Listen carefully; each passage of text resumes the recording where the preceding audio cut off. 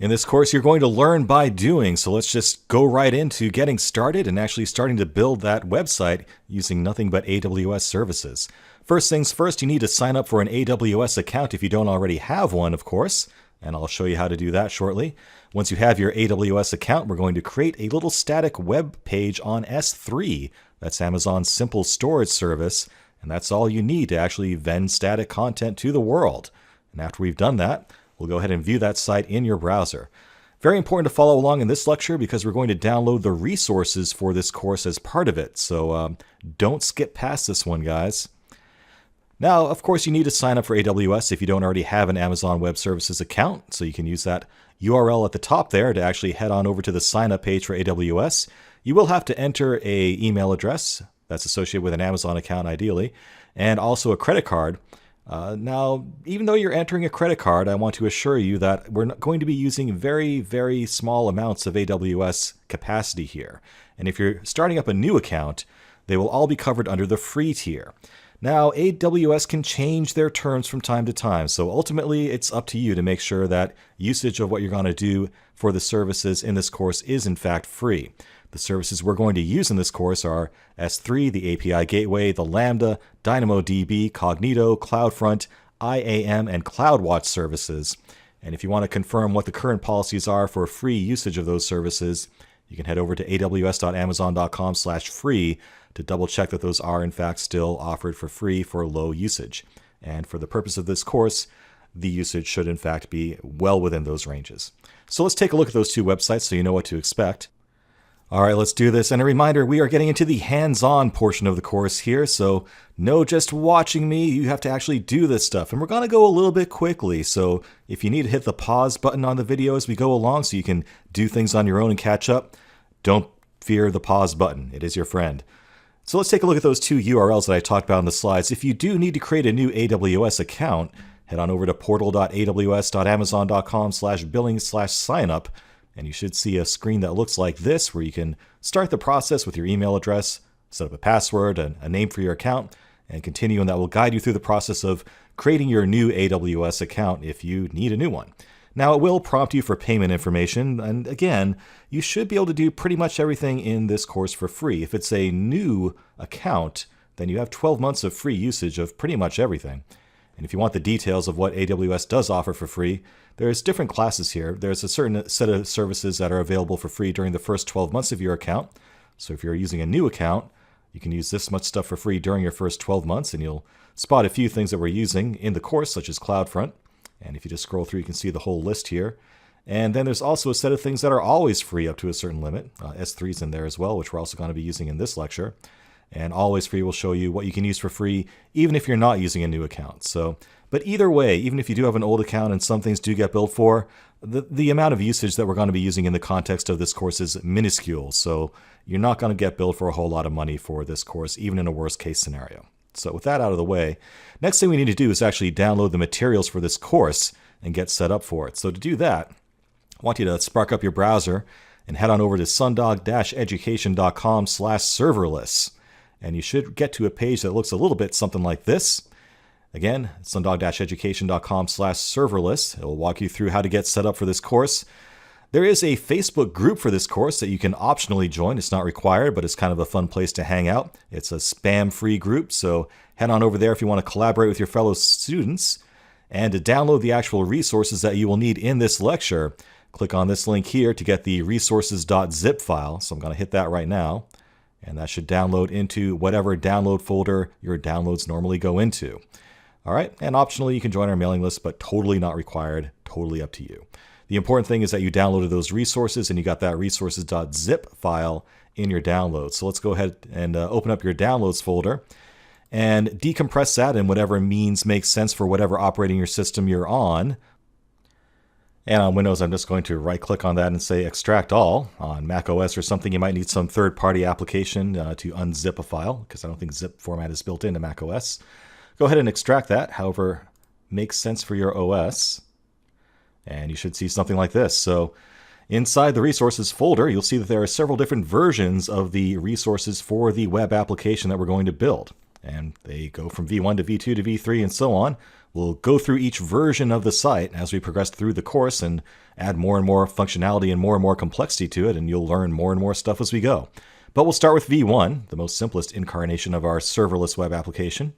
And you can see inside here there's a site folder, and this is what contains all of that static content that we talked about.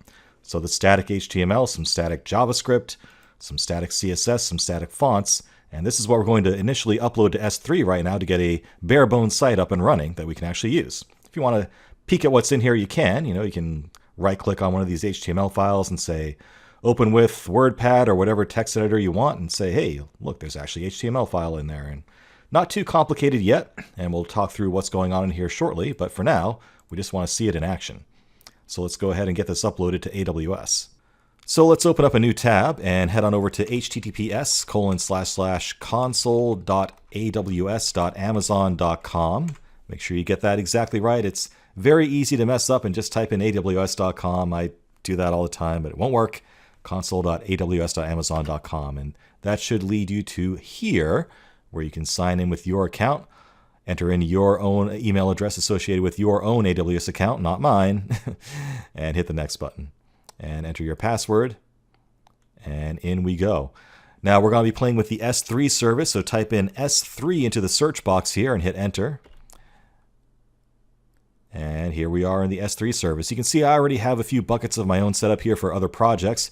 Your list will probably be empty, but you're going to create a new bucket for the purpose of this course. So go ahead and click the big friendly Create a New Bucket button here and enter a new bucket name. Now remember, this bucket name needs to be unique across all of the world of S3. So you can try doing something like, your unique username or company name or something like that. Let's try like fkane-sundog-serverless. Now don't enter that name yourself. It has to be a unique name. So substitute in your own name in there. Substitute your own website that you have registered to yourself. Just something to make that bucket name unique, but something you'll still remember. For a region, select something close to you, preferably. I'm actually in Florida, so the US East region makes sense for me. And we'll go ahead and hit the Create button at this point, because we're pretty much done. The defaults are A-OK for everything else. So I'm going to go ahead and select that bucket that I just created and go into it. And now we're going to click the big friendly Upload button. So now we'll just upload the version 1 of the actual contents of the site itself into here. And you can either hit the Add Files button to do that through a UI or just drag and drop. Drag and drop's more fun, so let's do that. Let's pop back out to the folder here that we downloaded, and we're back here in the Resources V1 Site folder here within the resources that we downloaded earlier. Make sure you're under V1 Site and you're not uploading the site folder itself. You're uploading the things inside the V1 Site folder. Okay, so let's go ahead and select everything in there and drag and drop it over to the upload dialog. Now we'll hit the next button to proceed. Now, since we're basically building a website, we want this content to be accessible to the world. So under Manage Public Permissions, I'm going to go ahead and change that to Grant Public Read Access to these objects. And it's going to say, are you sure about this? It's going to make this content visible to the world. Well, yeah, that's the whole point. I'm trying to build a website here, guys. So with that out of the way, let's go ahead and hit Upload. And there it goes. So we have now moved the static content for our little chat application website into the cloud, into Amazon's S3 service. So that's pretty awesome progress already, right? So next we need to make this S3 bucket look like it's a website. So to do that, we're going to click on the Properties tab here. Make sure you're following along with me. And we're going to select Static Website Hosting because that's what we're doing. We're vending static content and making it look like a website. Go ahead and click on that. And we're going to select Use this bucket to host a website. Under Index Document, we can actually use index.html. We don't actually have an index.html file yet, but that is kind of the standard document that you use for your index. And we will hit Save. Now let's click on the Static Website Hosting box again. And here we have an endpoint link. So this is basically now the externally accessible URL that I can use to actually hit this website from. So think about what we just did here. We just uploaded some static HTML and CSS and JavaScript content into an S3 bucket. And through this little UI here, we've actually made a website out of it with an actual externally available URL. And DNS is being taken care of for us and everything. So we can actually just click on that endpoint at this point, follow that link. Now we're getting an error because it's looking for an index.html file that doesn't yet exist, but we do have other HTML files in there that we can add instead. So go ahead and select the address bar here and select the end there. Put your cursor at the end of it. And let's add on /chats.html, just like that, okay? Because we did have a chats.html file in the content that we uploaded. So now if I hit that, check it out. You have your very own copy of our serverless chat application up and running within your own AWS account. It's all just sitting in your S3 bucket, and you're hitting it just like a website right now. So, apart from the convoluted URL that we have here right now, and we can change that later, you've got an actual serverless application running right now. I mean, that's pretty exciting, right? You actually have a serverless app up and running already, and it took 2 minutes. I mean, that's how easy AWS can be. People talk about it like this huge complex beast, and I mean, it can be. AWS is this massive ecosystem, but the individual components are usually pretty simple. That's kind of the power of AWS. There's a lot of simple pieces, and the magic is just knowing how to put them all together. We can also look at the chat.html file that we uploaded as well as part of our resources. Just take the S off of chats, and you can see that works as well. That brings up the web page for actually typing in a chat message to somebody. So, hey, it's working. It was just that easy. Congratulations. You now have your very own serverless app up and running. The rest of the course, we're just going to keep building upon it. So let's do it. At this point, you have a good idea of what we're going to build throughout the course. A fully functional chat application built on the web, built entirely with just AWS services. Throughout the rest of the course, we'll build up this application from scratch, one component at a time, and you'll learn about the various parts of AWS and how they fit together as we go. Taking you into the next section is my co-instructor, Brian Tadjidin.